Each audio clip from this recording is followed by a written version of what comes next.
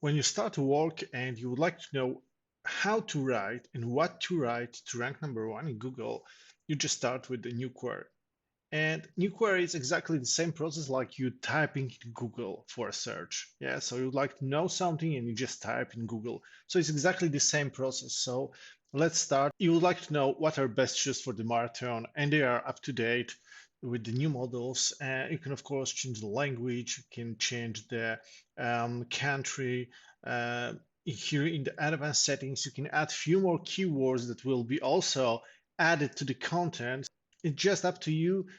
Those keywords will be also added to your recommendation when the search is done.